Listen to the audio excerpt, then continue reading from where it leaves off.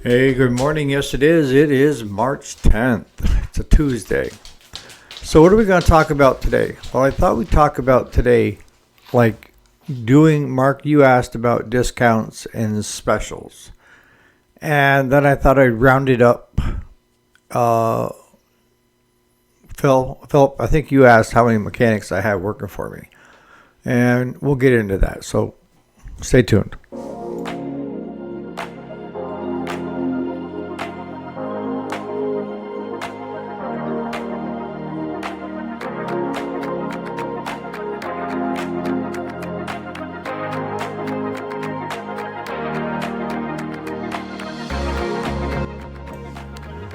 Alrighty, welcome back to the channel. My name is Eric. If you didn't already know it, yes, this is the weekday, Monday through Friday. Today is Tuesday, March 10th of 2026.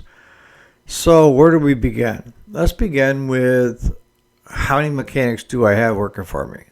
One real mechanic. At one point, we had up to three. But I've downsized. Claude's getting a little slower. I'm getting a little slower, since my heart surgery and stuff. And I just tried to take the pace down a few notches, if that makes any sense. Now, here's the thing. When you're doing repair work, anybody can train a monkey to do a service on a machine. As long as you follow the sheet of what you're supposed to be doing, eventually you'll get pretty good at it. Me, I'm pretty good at doing a service, whether it be a rider, push mower, what have you. So, in actuality, there's two of us out there working to clear the inventory out, okay? And Claude has shown me a lot over the years. One thing that was not on my plate of wanting to learn was to become a mechanic. I'll be honest with you. I could care less about mechanical stuff. But he kind of rubs off on you. He's like the older brother that snarks at you when you do something wrong and explains sarcastically how to do it right? But no, so we technically have two mechanics because Claude is not the sole beneficiary of trying to get all the services done and repairs and out the door. So what I do for him is I concentrate on the quick services, the stuff that doesn't need anything major done to him. And I pawn off on him stuff that needs to go quite a bit more in depth. Do we see a lot of machines in the springtime? Yes. Yeah. And we'll see them probably out till June, July. And then we'll just see the ones that are coming in for a repair where something had broke, I was telling you about when's the best time to advertise, and it's right now because I just advertised showed up yesterday, and I've got two more jobs. They called me, and one's an Oliver tractor. One is a 801 Ford Select Shift Ford tractor. I've got a lawnmower coming in once she can get it out of the building because we still have ice and stuff. The tires are still frozen. I try to get through as many machines as we can. And a lot of times, if we start getting a lot of handhelds, the chainsaws, the trimmers, and that, I'll spend time on them out front. And it's really a quick process because if I hit the compression, I haven't got compression on a two-stroke. There's no valves to adjust. So if it's really low, I stop, tag it, bag it, and go on to the next one. That's how you have to be when you're doing work. One thing I learned years ago, an old professor told me, he said, anything can be fixed, but at what cost? And that's what you have to do when you're a shop owner and a mechanic. I'm sorry, if you're a mechanic in a repair shop, you need to take pride in what you do and want that business to succeed. If they succeed, you succeed, right? You get a paycheck. If they don't, and you're just throwing out half-ass work, then you're not doing yourself any favor, and you definitely aren't doing the shop any favor. If I start seeing a lot of do-overs, then that tells me Claude is pushing. is rushing. So I have to kind of rein him back in and slow him down and say, wait. You know how we're supposed to do this so we don't see things again. Can you catch 100% of the things? Absolutely not. I've never caught 100% of the things. And I know the biggest screw-ups there are, right? So, in actuality, there is 2 mechanics in the bay working. You know, we're working on 2 different machines at the same time. We don't get together and work on one. He takes one, I take one, and I start draining the oil, because that's one thing that takes the longest. So I'll do that first. Drain the oil, take the dipstick out, so you lay it on the flywheel. That signifies in our shop no oil. Do not try to start that. So while it's draining the oil, then I grab my spark plug wrenches and stuff, and I pull the 2 plugs, put 2 new plugs in, grab my vice grips, grip the fuel line closest to the tank or fuel pump, replace the fuel filter, check the air breather, get underneath and start checking belts, check pulleys, check spindles, and is it making any noise when it moves, like a really high whine? Where's the hydrostatic fluid level? Is it high enough so that it's getting enough fluid? You know, does it have a filter on the transmission, the hydrostatic transmission, that you need to change on a regular basis? All those things are going through your mind when you're doing this, right? And then the last thing that we do is, because we blow off the decks so that you can see everything. That's one of the worst things that I see with most of our customers, is they don't blow their decks off. And I don't half the time. But if you keep your deck blowed off, that way you don't get that stuff rotting on top of it, causing it to rust. So we take care of all that, and then grab a putty knife and get underneath the machine and scrape all that packed on dead grass. It's all the way around the thing. Check the blades.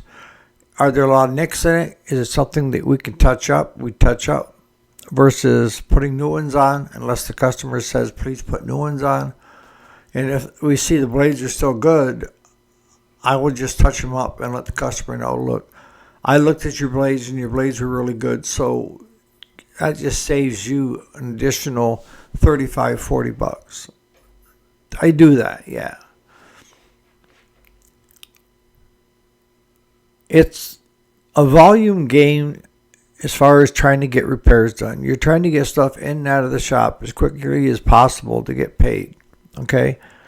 And it doesn't mean that it can't be fun. I try to keep the shop lighthearted.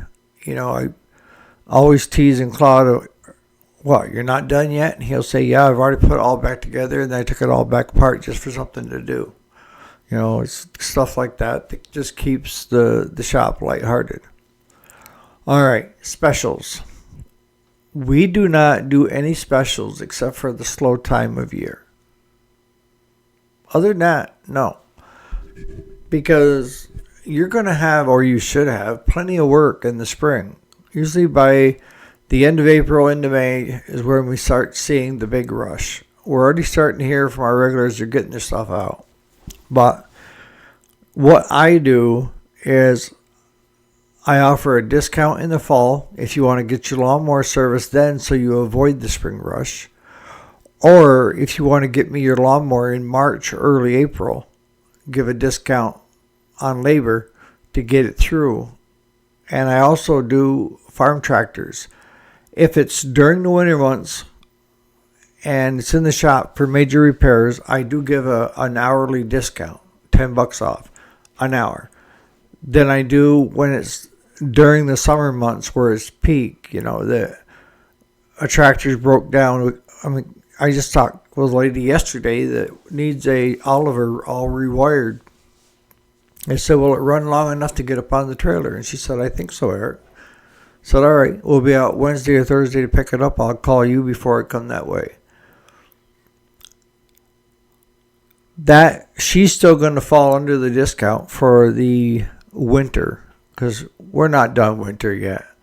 We've been enjoying the 60-degree weather, but it's supposed to be snow flurries tomorrow and a high of, I think, 28. So this is just God teasing us, saying, look what you're missing out on.